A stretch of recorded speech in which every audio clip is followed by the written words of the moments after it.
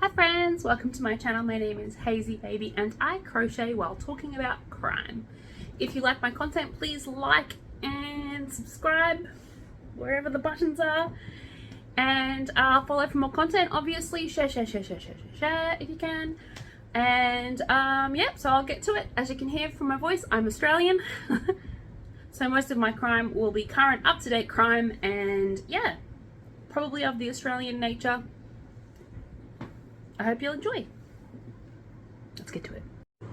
I just want to first start off by acknowledging that this blanket is the same blanket that I was working on yesterday. It is a current design of my own, so I don't have a pattern, unfortunately. I am an artist, and so therefore I just wing it. Well, that's my kind of art. Today, the stories that I will be talking about have some sexual explicit in them. So I say to you, my viewers, if you are in any way inclined to dislike stories about sexual harassment, sexual misconduct, and or murder, please do not watch this video, as it depicts all of those aspects in crime. So first off, our first story today is about an aged care worker who faces court accused of sexually assaulting an elderly woman. So let's just get started on this blanket. Hold on. So aged care worker has faced court after being charged with sexually assaulting an elderly resident. I mean, ew.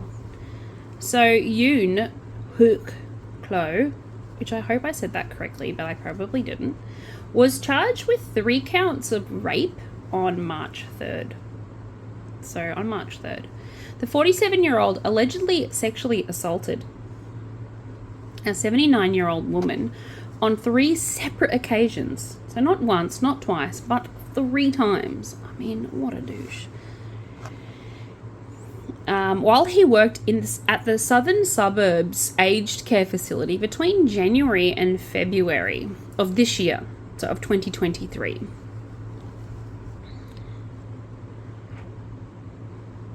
The 47-year-old faced Christie's Beach Magistrate Court in the morning for less than a minute. So he wasn't even in there for like more than a minute. He's out on bail. Gotta love our justice system. And has made no comment today. So that's all the information that we have on that one. But I just want to take a second to say that, oh my God, how disgusting that he managed to sexually assault her not once, allegedly, I might say allegedly, sexually assault her not once but 3 times. So, because he's been charged with 3 counts of sexual assault. So that is just absolutely disgusting. Deplorable. Not uplorable. That makes me sound like I'm giving him applause. I'm not giving him applause.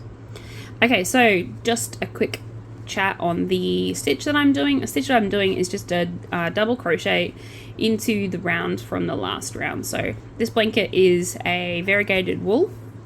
This is a 4.5 mil hook, and this is my own pattern. So last time I just did a 3 double crochet cluster. This time the next row is a 6, like a shell stitch, and then after that was yesterday's, which is the 4 and the singular, and now it is the double crochet. So we're just going to work all the way around this while reading this crime, and that's pretty much my whole channel. So this next story is fresh out of Melbourne, I think. Let me give you a second. Yep, fresh out of Melbourne.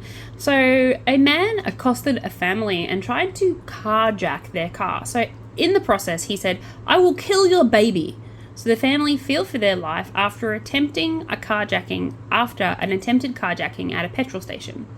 So a family living in Melbourne's southeast have been left traumatized, no doubt, after a man threatened to kill a pregnant mum and her unborn baby during attempted carjacking. I mean, what is people living on? The man sat up on top of her car after they stopped at the petrol station at Ampol service station around about 9:30 last night in Huntington. Sorry, not last night, on the March 17th. So they were in the car, and their 5-year-old son, with their 5-year-old son, so this is a husband, a pregnant wife, and a 5-year-old son were in the car at this, like, petrol station.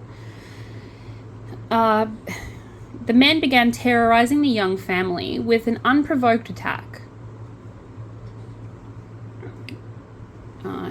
They had a real fear, and she was shouting at her husband to, like, start the car and just, yeet off. She was just like, fucking leave. And he was like, nah, bros, I got this. I'm just making up my own stories as I go along now, but I'm pretty sure it went down something like that. I'm pretty sure he didn't call his wife bros, but, you get my gist. She was all like, let's leave. And he was all like, nah, I got this. I'm a big manly man, and I can take on this, brother. Apparently he's an Eshe now. So the man that was, like, trying to, steal their car, said, I will kill your baby. Like, who says that? The man attempted to get inside the car before the husband managed to lock the doors, and then he turned his attention to the passenger side door. So he tried to go for the driver's side door straight up. He was just like, I'm going to go for the driver's side door, I'm going to get in this motherfucking car, I'm going to steal this shit. Please excuse any swearing that I do. As you can hear from my voice, I am Australian, and I tend to use swear words as filler words. Not all Australians use swear words as filler words. I just choose to do it because I can. I have a vast vocabulary, and I just choose to use the word beep whenever I can. So I'll try not to drop too many F-bombs, because I am aware that you might be watching this with children around, although I highly recommend not watching a crime channel with the children around, but you do you, boo. So yeah, this man, I'll get back to what I was doing. This man tried to, like, get into their car, and CCTV captured the moment when the man started kicking the door of the car. Like, he kicked the door and he shook it, and the wife started screaming at the top of her lungs, like, get out of here, let's get out of here. And the husband was just, like, all frozen now. So, like, he had the chance to leave, he didn't, and now he's, like, frozen in fear. He's like, my brain froze and I just couldn't react at all. So the family quickly sped away. So obviously his brain must have kicked into action at some point. His brain must have been like, okay, we're out of here. See y'all later, Felicia. Bye. Anyway, it's one of, like, the most traumatic things that I can ever imagine. Senior Constable Sean Embry said, I can't even bring myself to put myself in that position. It's something that's not only concerning for the family, but for, like, the wider community in the area. The family told the 9 News that they had spent the last 2 weeks struggling to sleep for the fear that the man would return. Like, they were petrified. I would have been too. I would have been scared he was going to follow me home. Obviously, they lived near this petrol station, so that's scary enough. Petrifying. Absolutely petrifying. So police have appealed to the public for assistance because they're actually still looking for this attacker, urging anyone with information to call Crime Stoppers. So, if you were in Melbourne at this time, on the 17th, and you saw this lovely Indian couple and their son being attacked, contact Crime Stoppers, dudes, ladies and gents. It is very important that we support one another. Alright, so that's our first 2 stories for today, and I'll just be moving on. I just need to pause and then get started again. So this third story is absolutely horrifying, and it comes from the Gold Coast in Queensland. A woman is alleging that she was tortured in a Gold Coast unit. Yep, you heard that correctly. That she was cut and beaten and had her hair cut off. Like, super strange. Okay, so a woman was alleging that she was beaten with a hammer, cut with a knife, and had her hair cut off inside a Gold Coast apartment. 2 men have been charged with torture and a string of, like, other offences after police found the 34-year-old woman with a large cut in her leg. Like, a huge cut. Head injuries. So when they were called to the Surfers Paradise Hotel in the early hours of the morning, they had no idea what they were being called out to. They just were called up, this hysterical woman on the phone, and they went and they did their job. And we are thankful that they did their job. Good job. The woman was taken to the Gold Coast Hospital in a stable condition while police arrested the men at the nearby unit complex. So like, they didn't even try and escape. They were just all like, we'll do what we want. So it will be alleged that the men, who were known to the woman, assaulted her at the Triticket Street unit at the Gold Coast with a hammer, cut her leg with a knife, and then proceeded to cut her hair off with a multi-tool. I don't know if you know what a multi-tool is, but they're like those. They're like a cutter. They're like multi-tools, exactly what it sounds like. It's a tool that has multiple uses. Apparently, one of those include cutting someone's hair off. Ah, so disgusting. But they did it over a 45-minute time period. So they took their time. The men, one aged 36 from Mirrabah and the other aged 40 from Surfers Paradise, were both charged with 1 count each of torture, wounding, assault occasioning bodily harm, and deprivation of liberty. I actually think that is something that I've never heard of somebody being charged with before. So that is interesting. Deprivation of liberty. They are due to appear in the Southport's magistrate case later today. So we shall hear about that, no doubt, in a later episode maybe.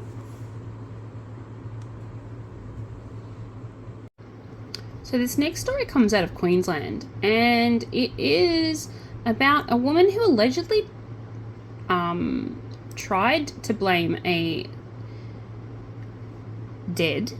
deceased SeaWorld chopper pilot for her fine. So she tried to like get out of getting this fine by saying that it wasn't her fine, but the fine of a recently deceased SeaWorld chopper pilot.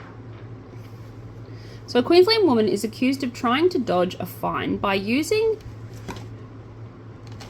her mobile phone while driving. So she was using her mobile phone while driving along the highway, which is a huge fine here in Australia. It's like $1,000 fine and 4 demerit points, I think, currently here in Queensland. Anyway, so she was like driving along, being on her merry way, and she was on her phone. Yeah, what a terrible person, just saying. So Ashley Jenkins, 40, was the pilot of one of the helicopters which collided with another chopper and snapped off its rotor blade and plummeted from the air at the Gold Coast Broadwater on January 2nd. You might remember the case. So police allege that a 33-year-old woman who was fined for using her phone while behind the wheel on December 15th found Jenkinson's details from an obituary and nominated him as the driver a week before his death. So she just like picked a random dude from the obituary, well not random, but like a well-known person, obviously, a victim of a terrible crash, and then, oops, that's a bit of a loose stitch, and then tried to use his death as a way of getting out of this fine. Like, oh my god. Seriously. So his full name and date of birth was supplied, and the ticket was issued to Jenkinson's name, because, you know, police are gonna assume that she wouldn't have all of those details if he, you know, well, you just wouldn't think someone would do that. But Jenkinson's wife, Kosha Richard Johnson, contacted police after receiving the infringement notice mailed on January 13th. So her husband dies. When does he die? On January 2nd, and then 11 days later, she gets an infringement notice. That is disgusting. So police confirmed to 9 News, which is where I got this story from, that the 33-year-old Park Ridge woman was given notice at the Magistrates Court and is due for court next Thursday. And I really hope that she also gets done for fraud and a whole bunch of other things, because that would have been the most horrible thing to get in the post, an infringement notice with your dead husband's name on it. Oh my God. Just a terrible human being. I mean, some people.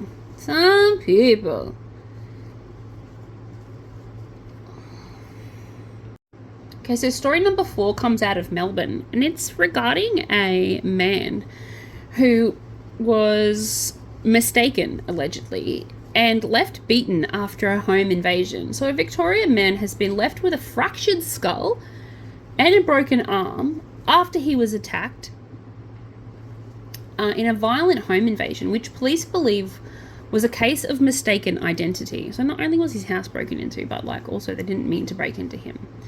The victim was known as Robert, is recovering from a mental and physical scars after 3 men broke into the Ringwood East home on June 15th last year. So the 50-year-old was asleep, and about 1 a.m.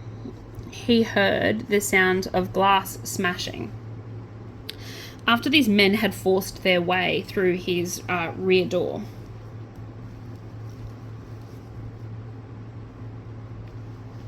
Okay, I'm just going to go to this corner. So we're going to skip this collection of 2 here, and we're going to do 3 into the corner. So we're going to go 1, 2, and 3. Now the reason I do this is so that we don't have like a weird floppy corner. So because it's not a pattern, I have to sort of wing it on my own. So I try and work in sets of 6. The math works out, it stays nice and flat. 1, 2, 3. So the corners are always in clusters of 3. So I try and do, see, as you can see, this is a 2, so we wouldn't need to go into those 2, and we're going to start over here at this one. So we're just going to go missing those ones. So 1 and 2, we're going to go into this one. And we're just going to keep on keeping on. All right, back to the good part. So it was 1 a.m. in the morning, and he heard this glass smashing sound after the men had forced their way through his rear door. The men repeatedly assaulted Robert. I mean, you should see his face. It looks like a smashed crab. It looks horrible. Before searching and stealing a safe containing personal documents, a mobile phone, and a wallet before fleeing the scene in a black and grey sedan. So Robert suffered fractures to his skull, which does not surprise me, a broken rib, broken arm, loss of vision in his left eye, as well as bruising and swelling on his face and body. So his left eye, he had to have surgery. So it was so bad that he had to have surgery on his left eye. And he couldn't drive for 3 months or see out of it properly. So he's actually lost partial vision in that eye, which is absolutely devastating and absolutely ridiculous. This poor man. He says that it's still a bit blurry and he can use his arm properly, but he hasn't been able to use it properly for the last 20 weeks. So it's been 20 weeks since he could use his arm, correctly. He couldn't do any physical work properly for about 2 months, and he had no independence. So he couldn't really rely on anyone else to do this kind of stuff because, if you're an Australian person, human being, any kind of human being, we kind of like to do things on our own, and we don't really like to rely on others for help. And I don't know if it's a international thing or it's just an Australian thing, I don't know, but we don't tend to ask for help. We kind of just rough it through and we'll figure it out. So which is really sad. But I do know what it's like to have no independence, and I do know what it's like to be encumbered, and it's absolutely the worst feeling in the world. Financial independence and physical independence is something that people really shouldn't take for granted. All right, so the men were dressed in black and covered their faces during the ordeal, with one offender described to have a single-barrel firearm tucked in his shoe. I mean, was he wearing boots? That's some big-ass shoes. Detectives have conducted an intensive investigation since the incident, with a number of crucial pieces of information received from the public. They believe the attack was a case of mistaken identity, with the intended target an unrelated local man who looked very similar to this guy and was involved in drugs. So they think that perhaps, like they speculate that perhaps he just happened to look like and also be named similar to a drug dealer that lived in the vicinity, which is the reason why they broke into the safe and took his money and his passport and all the rest of the stuff. And I actually feel a little bit suspicious of this, but I'm not the police, so I don't know. The incident was a shocking case of mistaken identity which left the victim traumatized with several injuries, Detective Sergeant Hannah Thompson said. The investigation has progressed significantly in recent times due to the information received by detectives. So importantly, we now have a motive, an intended target, an alleged getaway car, which has opened a number of active lines of inquiry. So it's just a lot of fancy words to say they're still working on it. We're still working on it. So his poor Robbo said that he hasn't been home since the incident, which, like, I don't blame him. Poor dude. I mean, he'd be so traumatized. And has since put the property up for sale. Because, like, there's no way he'll be able to, like, walk through that house without waking up in the middle of the night absolutely traumatized. Every tiny sound will just scare the shit out of him. That's how trauma works. So when the incident happened, he started to live back with his mum. So could you imagine? Just, he hadn't been living at home since the incident, and he really doesn't want to go back, and I really don't blame him. He quotes that it's too many bad memories, and I always think that something else could happen, and I won't be able to sleep at night. So I just stay at mum's. She's getting older, and I do a lot of stuff for her, so actually it's a win-win situation. What a positive dude. Such a positive dude. Good job, Robbo. So proud of you for being a great human being, even though you've gone through such an adversity. Good job, buddy.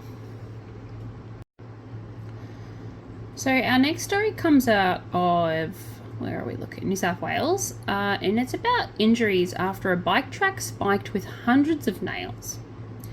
So hundreds of tacks, nails, and screws have been left strewn along a bike trail in Mirror. Sorry, I always say this name incorrectly. Anyway, it's somewhere in New South Wales, okay? Sparking a police investigation. Look, don't judge me, alright? I'm dyslexic and I'm not very good at reading the names of things because they never sound like what I think they should sound like. Anyway, I went on a little bit of a tangent there, so I'll get back on track. Community members and police have recovered hundreds of, like I said, tacks, nails, and screws since they were first found earlier this month. They believe they have been deliberately, and probably desperately as well, placed on the track. Like, just to ruin people's bikes for no reason. So New South Wales Police Detective Chief Inspector Matthew Cole said those responsible may have underestimated the serious nature of this offence. Oops, I accidentally put 2 in that. And this is what happens when you're not looking.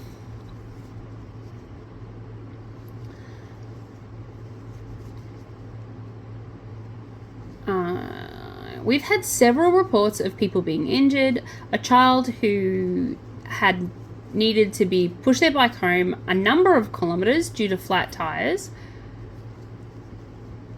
The tacks shattered everything shattered and scattered everywhere on the track. So the tacks are like getting on these kids' bikes, into these kids' bikes, and absolutely ruining them. Like, these little kids are driving, and adults as well, but mostly I'm worried about the kids. Someone please think of the children. These little kids are riding their bikes, and next minute they're having to push their bikes home because once a tack hits a tire, it just shreds it. There's no like fixing it. It's not like even if you had a tack kit, like a puncture kit, that you could fix your bike on the side of the road with some green stuff and a puncture kit. But, also, who's, like, riding around on their bike with a full puncture kit and some green stuff? No one is. It's, like, super dangerous and disgraceful behaviour. which I agree with. I could just picture disgraceful behaviour.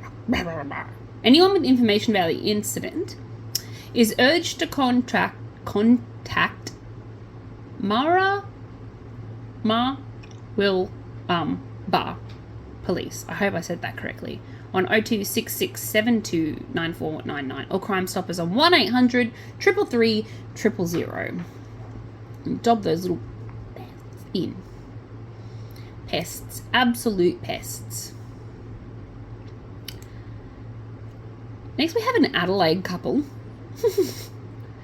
who have been charged after they modified a van to steal fuel.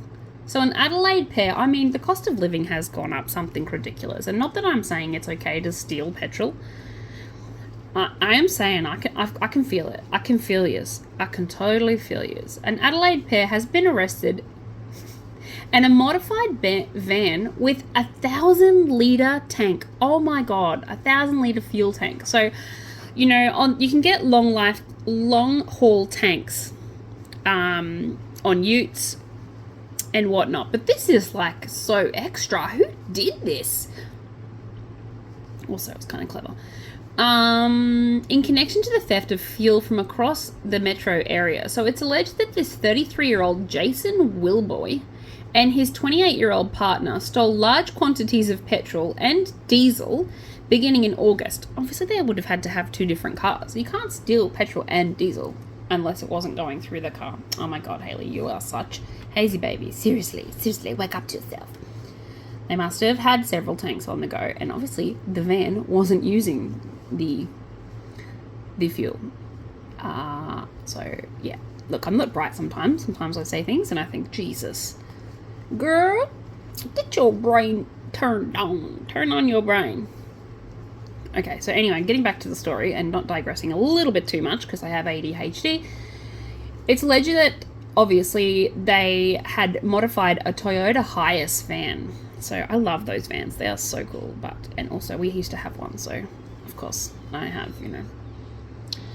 Anyway, so the van had stolen plates and the couple allegedly had been pumping fuel into a large tank and into jerry cans and then paying for it via an app using stolen credit card details. So they actually paid the petrol stations, but they were paying with somebody else's money. So that's like a win-win-win-win-win for them. So they stole a van, they modified it, they stole some plates, and they stole some credit cards, and they went on a little bit of a petrol and diesel spree. And obviously they must have been selling this petrol or diesel because that's a lot of petrol and diesel. Anyway, so the back of the van is literally one big giant, like, I don't know if you can see that right there. That is the petrol tank. So it's just one big giant tank. And now I feel super silly for thinking they were using the petrol. Whew. However, when the system failed to work in January, the pair allegedly began driving off without paying. So they were obviously, you know, someone had caught on to them stealing their credit card details and cut them off. And they were like, oh shit, now what are we going to do?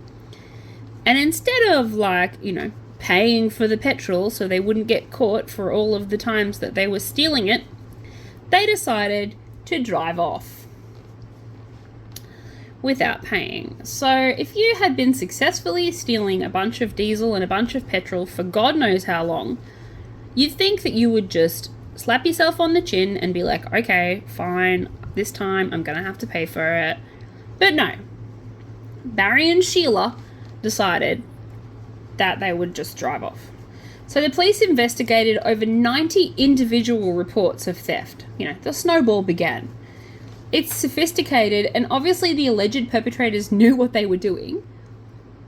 The Motor Trade Associate Kessel said. I just can't believe it. Like, it's so brilliant. So genius. Also, so super illegal, but still, so genius. Kudos to them. Hats off. Hats off. So the pair were arrested at a Chapelham address on Saturday before officers seized the van, the tank, which had approximately 420 litres of diesel inside of it. Senior Constable Peter Williams said The fuel tank was also fitted with a Bowser and a hose pump that could distribute the stolen fuel. I just want to say that these people are freaking ingenuity plus. Like, seriously, the ability. If they put this much effort into, like, other things in life, imagine what they could do. Imagine the possibilities. So police also located and seized 2 gel blasters from the property. I mean, gel blasters are fun. But obviously they were using them to make them look like guns, because some of them do actually look like that. So Willoughby and the woman were arrested and charged with multiple counts of making off without payment, possessing a firearm without the license, and a breach of bail. So obviously one of them was on bail. I'm not sure which one. Oh, you had to tell me. So Willoughby had been charged with petrol drive-offs from at least 19 service stations across Adelaide's northern, southern, and western suburbs. So, you know, Sheila and old mate were driving around all of frickin' Adelaide. Just like, I get some fuel, I'll take some fuel from you, and you take some fuel from you, and I'll take some fuel from you. Apparently they have an American accent, I don't know why. The pair both fronted court on Monday, and Willoughby was remanded to custody. He must have been the one that was on bail, and will reappear in May. The woman was granted bail and will reappear next month. So, good on them. That's amazing. I mean, it sounds like I'm envious of them. I'm not. It sounds like I'm proud of them. I kind of am a little bit, because I feel like, well done. They did a lot of hard work to get that. They did a lot of theft, obviously, as well. And I don't think that the price that they're going to pay is worth the petrol that they stole. But, you know, to each their own. And I hope the people they stole the money from get the money back. I'd say they will, because they were able to prove that it was fraudulent. But anyway, let's move on. Our last story for today, because I'm unsure of where we're up to in the count, is regarding a former Australian, well, he's not former Australian, he's a former SAS soldier, so Special Forces. He's still an Australian. But anyway, he's been put on bail. His name is Oliver Schiltz. He's been put on bail after he was accused of murdering an Afghanistan man in a war crime. So this one is a little bit obviously sad. So Schultz would be extremely vulnerable in prison and at risk from the Taliban sympathizers if he remained there, is what he claimed in court. So a former Australian soldier alleged to have had murdered an unarmed Afghanistan man in what they're claiming to be a war crime a decade ago has been granted bail. So it was a decade ago. In an exceptional circumstance, because he would be at risk from the Taliban sympathizers in prison, and it could be 2 years before he faces trial. So Oliver Jordan Schiltz, 41, faced the Darling Downs Central Court on Tuesday by video link, dressed in his green prison tracksuit. You gotta love the Australian green prison tracksuit. And he spoke out only to say, "Thank you, Your Honour," and that was all, before being granted bail under strict conditions. So Magistrate Jennifer Atkinson detailed Schultz's alleged offence in court.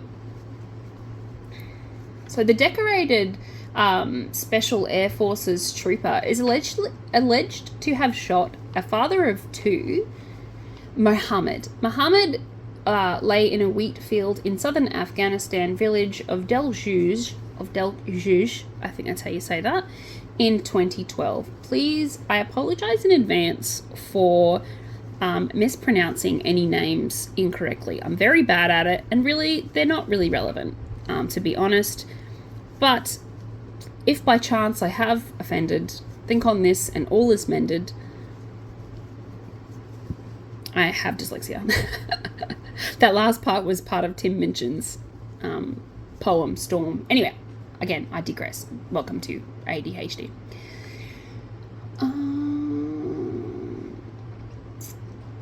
Where was I at? So Muhammad, the magistrate said, had fallen backwards and was laying on his back when confronted by the Australian troops, with his arms raised, holding in the prayer beads in his hands.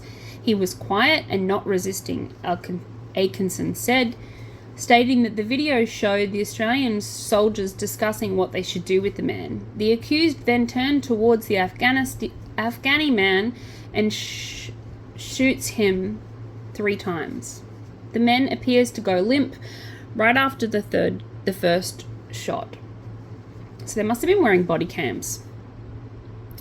The dead man's father said Mohammed had been struggling to feed his family, including his 2 daughters, and his body had been found shot in the head and through the heart, Atkinson said. The allegations against Schultz state Mohammed was not taking an active part in the hostilities. Schultz knew or was reckless as to the factual circumstances established that the person was not taking an active part in the hostilities.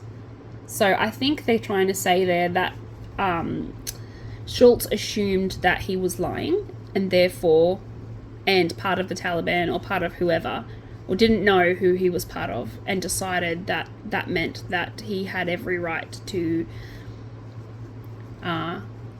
shoot dead this man, the better good theory, and all that jazz, which is absolutely devastating for both him and him, as in the dead man, and the soldier, as he obviously thought that he was doing the right thing. I mean, I can't imagine people purposely killing someone just out of pure spite. But then, I don't know. I'm not a spiteful person, so I don't know. And this is all allegations anyway.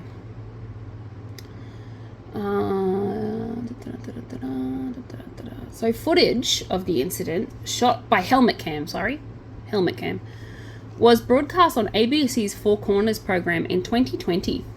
Schultz was suspended from duty and later discharged from the Australian Defence Force on medical grounds. So the Australian Federal Police officers raided his home in May of 2022. The charge against Schultz is the first time a serving or former ADF member has been charged with a war crime or murder under domestic law. So usually what happens is it'll go through the defence criminal system, but because he's technically not a defence member anymore, it'll go through the actual court system.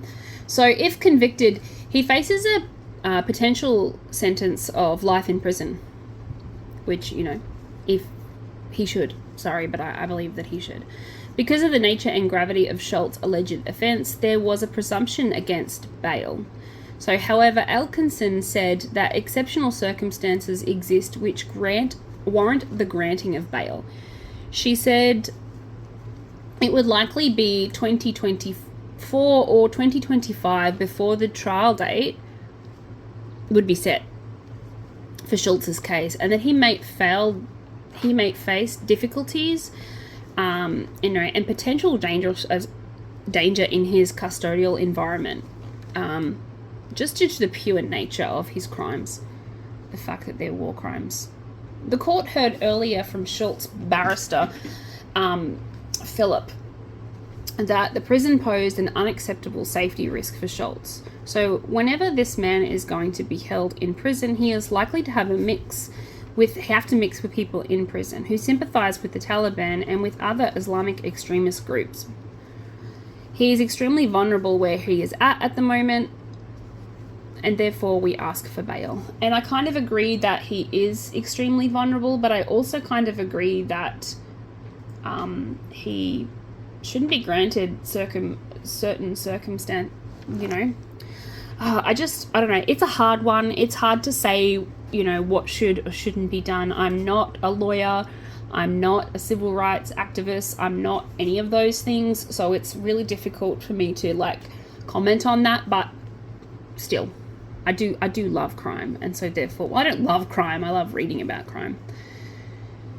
So Atkinson said that she will accept that there is risks for Schultz could flee while on bail, or might interfere with potential witnesses in his trial who risks could be mitigated. So she believed that there should be some serious, strict rules. She said that it would be difficult given the national security issues raised by the allegations against him. I did a double in there again.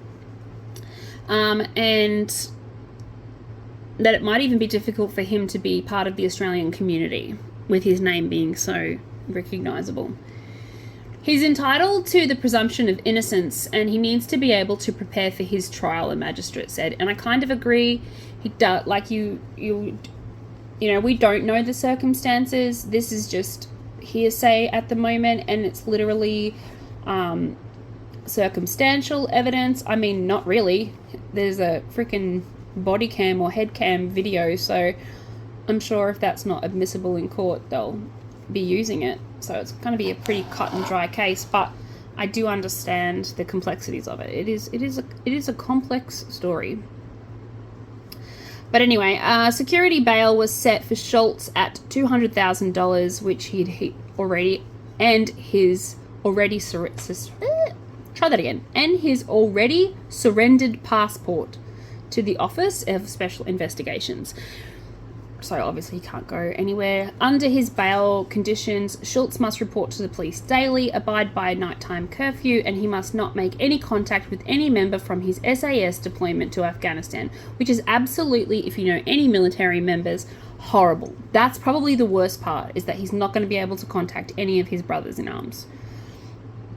He must surrender when asked his phone and other electronic devices for police to search at any point in time. An attempt by Schultz barrister to have his name suppressed failed, and with the magistrate ruling that information was already in the public domain. Sorry, I was shaking my leg then, so the camera was shaking. Atkinson did, however, impose a non-publication of Schultz's place of residence, saying that security issue was real. Very real. And that's it. And that is it for today. That last one was a bit heavy and was very political, but I don't control the news.